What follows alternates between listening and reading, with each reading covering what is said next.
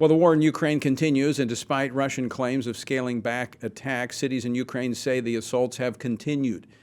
As I mentioned earlier at a press conference yesterday, President Biden said the U.S. was training Ukrainian troops in Poland. But the White House and Pentagon officials have been walking back that claim. Is there a reason? Joining us now with the latest on the war in Ukraine is FRC's Executive Vice President, the former Deputy Undersecretary of Defense for Intelligence, also one of the original members of the U.S. Army's Delta Force, General Jerry Boykin. General, welcome back to the program. Thanks, Tony. All right, first, let's start with President Biden yesterday at this press conference being queried by a Fox reporter about his statements to troops in Poland, first suggesting that maybe he was talking about sending U.S. troops into Ukraine, and the president said, no, I was talking to the Ukrainian troops that we're training in Poland. And since then, we've seen the White House trying to walk it back. Did the president inadvertently blow the cover on a covert operation? Well, it certainly seems that that's a distinct possibility, Tony. He has been so concerned about escalation. Everything was escalation and a reason for not doing things. And so now, if we do have Americans in there training with the Ukrainians, or if we have an intention of sending Americans in there to train with the Ukrainians, then he just blew the lid off of that. There's nothing illegal about it. The problem is if it is going to be done under the restrictions and the regulations that govern covert action, then he just made a major security breach, because covert action, by definition, is deniable. Right. And again, it's not like this hasn't been done before. It certainly has been done. But the point is the president inadvertently leading to escalation by saying things that he shouldn't be saying?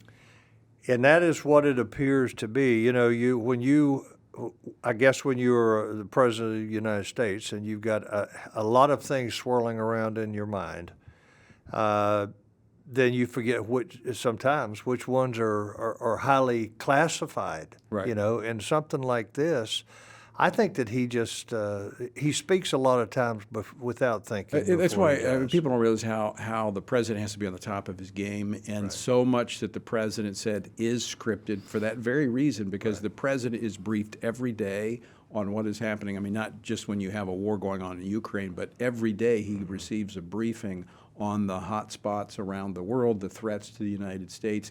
All that's contained within his mind. And it's easy for something to inadvertently come out.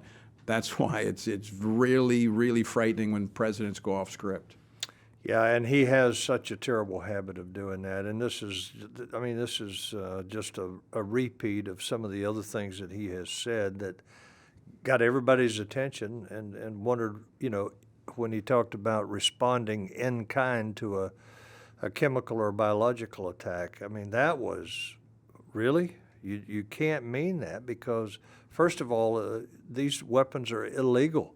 Right. But he said that, and whether he knew what he was saying or was saying something deliberately, that's bad. I mean, that hurts our relationships with our allies, with the rest of the world. Because nobody can stand with it. They got to back away from it. That's right. They can't. That's exactly right. They can't be allied with us if we are telling the world that we're going to do something that is illegal by international law. General, let's go to the situation on the ground in Ukraine. Yesterday, Russia saying they were withdrawing troops. The Pentagon warning that it may just be repositioning. We saw bombardment overnight. What's the latest? What's happening in Ukraine? Well,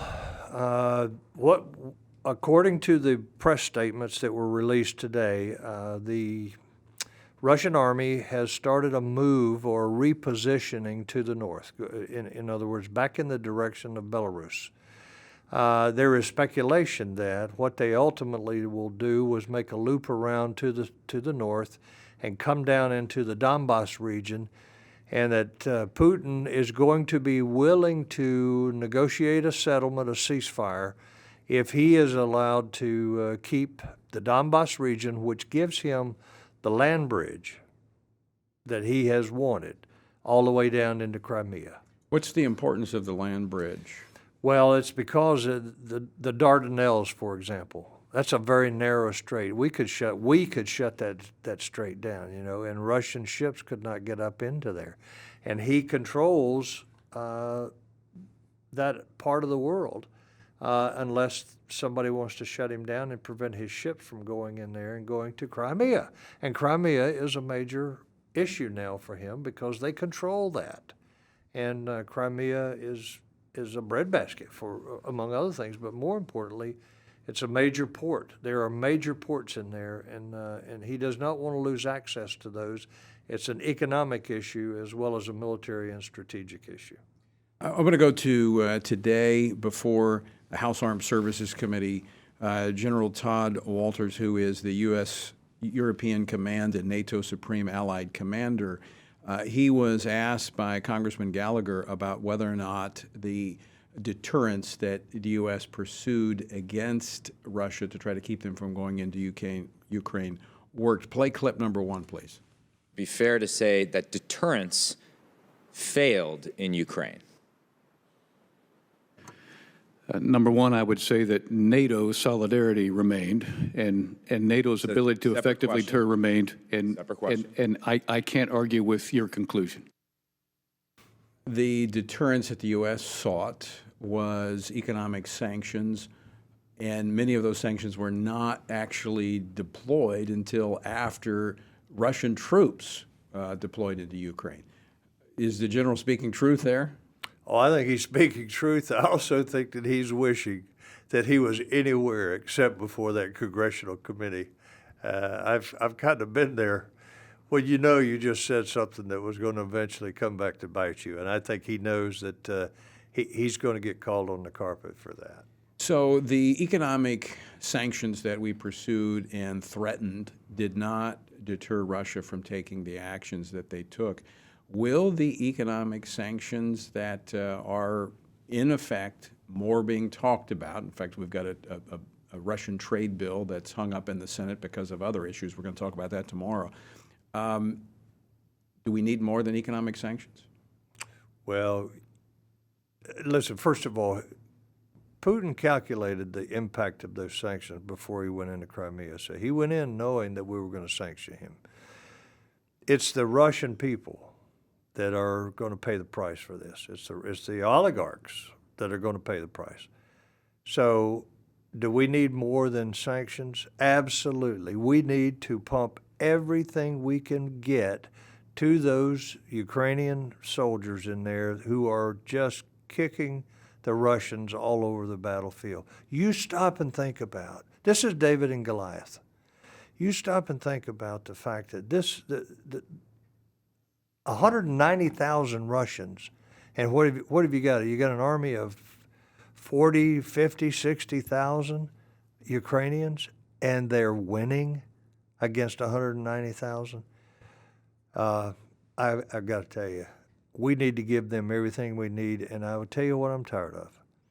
I personally am tired of hearing Jen Psaki stand up and tell America why the Ukrainians don't need those MiG-29s. Let them decide. Jen Psaki is in no position to know whether they need them or not. In fact, nobody in America does. Let them have the MiGs. Give them what we need, what we can give them. Well, they've certainly shown that what they have, they've used it with great skill and precision in stopping Russia. Large army. They've been preparing for years for this, and they've stopped them dead in their tracks.